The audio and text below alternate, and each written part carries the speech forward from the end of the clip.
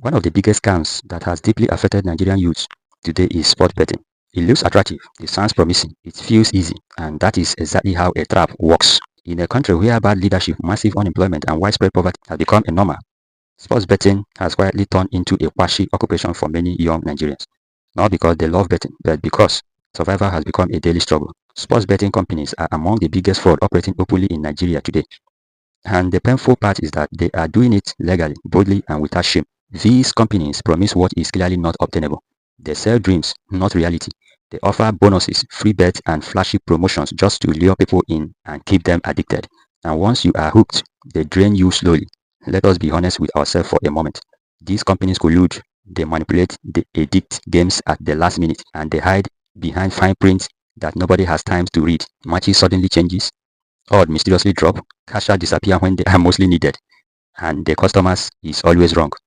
Now let us talk about the role of Nigerian celebrities and influencers in this mess. These people are paid heavily, very heavily to market these dangerous products. There was a time in this country when almost all content creators on social media was advertising betting platforms.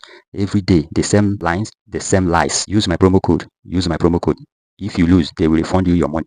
Like seriously, I strongly believe that even the devil would not lie this boldly. Till today, nobody has ever refunded after using those so-called promo code. Not one person. Yet these lies were sold repeatedly, loudly, and confidently. These heartless content creators have no regard for their followers. No conscience, no shame. They trade trust for money. The companies pay them huge amount, and in turn, they must show evidence screenshots of people using their links, staking money and losing. And we all know one thing about Nigerians.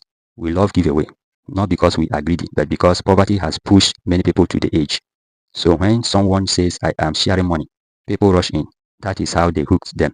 Small peanut disguised as generosity. A report shows that about 60 million Nigerians engage in betting, mostly between the ages of 14 and 60. Let that sink in. 14 children, and about 87% of these bettors come from the poor and middle class, the very people who can least afford to lose. Another report shows that BetNiger is the third most visited website in Nigeria after Google and YouTube.com. Think about that. Not an educational platform, not a job site, not a health site, a betting website. It is also estimated that Nigerians spend over $800 million annually on betting. 800 million US dollar, not China, not Hong Kong dollar, just US dollars. Imagine if that money went into small businesses, education skills, or innovations. But no, dream sellers are harvesting desperation instead. Why is betting so attractive? Because these promoters sell fake hope.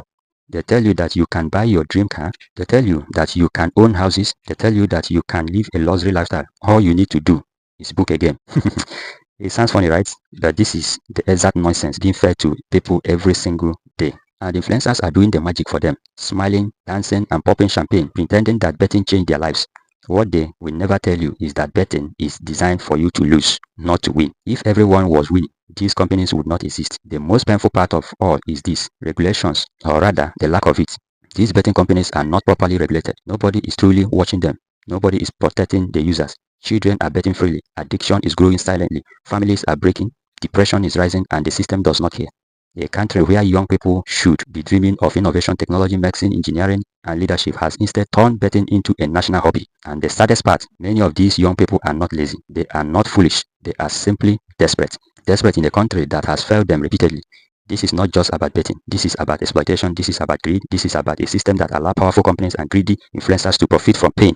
One day, we will look back and ask ourselves how we allowed this to happen, how we allowed dreams to be replaced with odds, how we allowed hope to be sold as lie. And when that day comes, history will remember who spoke and who kept quiet. Because silence in moments like this is also a crime.